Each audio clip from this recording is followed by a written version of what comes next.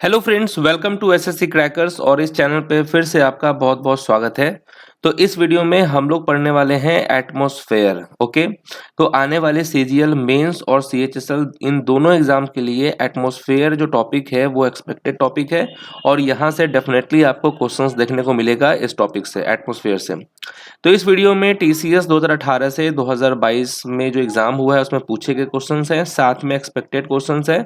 तो इन सभी क्वेश्चन को क्या करना है, याद कर जाना है और आपका होमवर्क यही है कि आपको खुद से भी इस टॉपिक को एक बार अच्छे से रिवाइज कर लेना है। ठीक है, तो चलिए फर्स्ट क्वेश्चन देखते हैं हम लोग। पहला क्वेश्चन है कि which of the following is the lower most layer of the atmosphere. Atmosphere का जो लोअर मोस्ट लेयर है वो कौन सा है। बहुत सारे लेयर्स होते हैं एटमॉस्फेयर में, तो यहाँ पूछा गया है लोअर मोस्ट लेयर कौन सा है। तो इसका आंसर डेफिनेटली आपका सही होगा, ट्रोपोस्फेयर होगा यहाँ पर करेक्ट आंसर। ये जो ट्रोपोस्फेयर है ये लोअर मोस्ट लेवल है, लेयर है। नेक्स्ट क्वेश्चन है how much percentage of nitrogen is present in the atmosphere. तो वायुमंडल में नाइट्रोजन की मात्रा कितनी प्रतिशत है। तो जो एटमॉस्फेयर है इसमें जो नाइट्रोजन का मात्रा है वो कितना प्रतिशत है, तो 78% है केवल नाइट्रोजन। ओके, 78%। तो राइट आंसर क्या होगा, ऑप्शन नंबर 1। नेक्स्ट क्वेश्चन है कि what is the correct percentage by volume of various gases in earth atmosphere. तो आपको इन ऑप्शंस में से बताना है कौन सा आपका करेक्ट परसेंटेज है by volumes of various gases in earth atmosphere. तो ऑप्शंस देख के आप डेफिनेटली इसका आंसर करेक्ट निकाल लिए होंगे कि ऑप्शन नंबर 4 होगा करेक्ट। 78% जो है वो नाइट्रोजन है, 21% ऑक्सीजन है, 0.3% आपका कार्बन डाइऑक्साइड है और जो रिमेनिंग है वो अदर ग्रीन हाउस गैसेस है। तो ये आप याद कर लेंगे, ठीक है। नेक्स्ट क्वेश्चन आपके स्क्रीन पर कौन सा है कि which layer of atmosphere helps in radio transmission. तो वायुमंडल की कौन सी परत रेडियो प्रसारण में मदद करती है। तो वो कौन सा लेयर है जो हेल्प करता है इन रेडियो ट्रांसमिशन। तो यहाँ पर क्या होगा करेक्ट आंसर। ऐसे ही क्वेश्चंस एग्जाम में पूछे जाते हैं।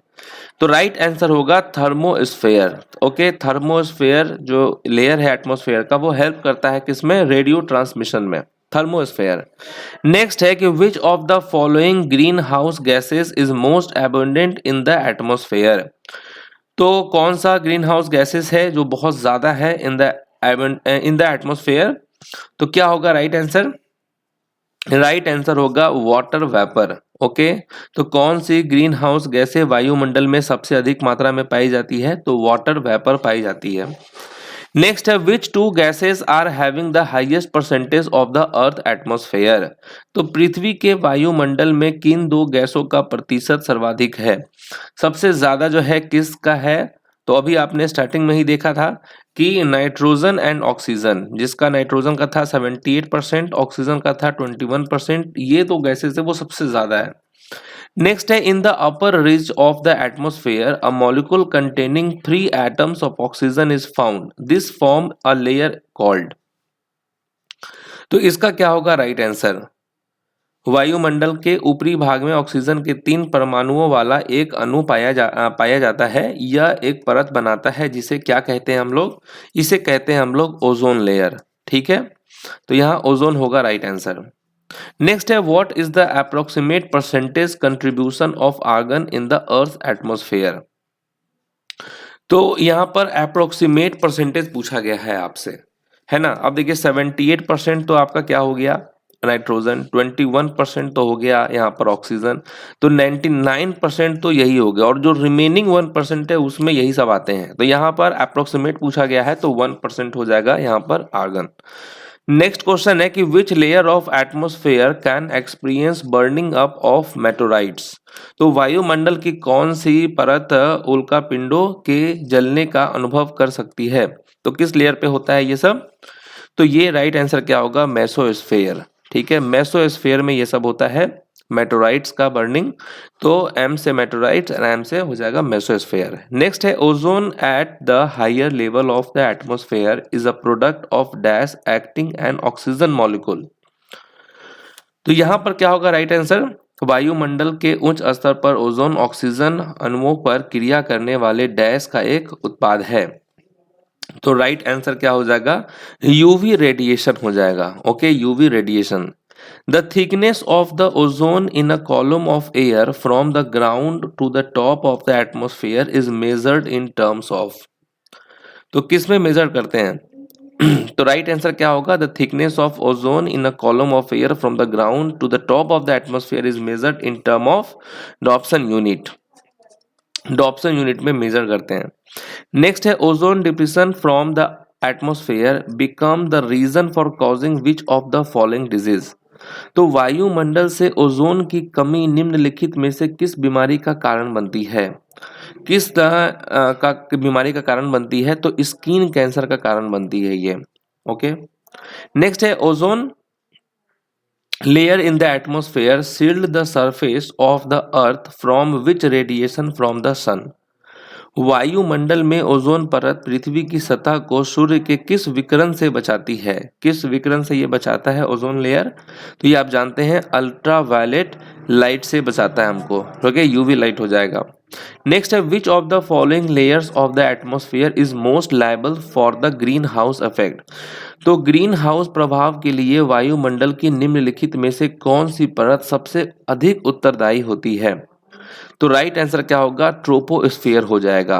ठीक है, कौन सा लेयर होता है एटमॉस्फेयर का? तो ट्रोपोस्फियर।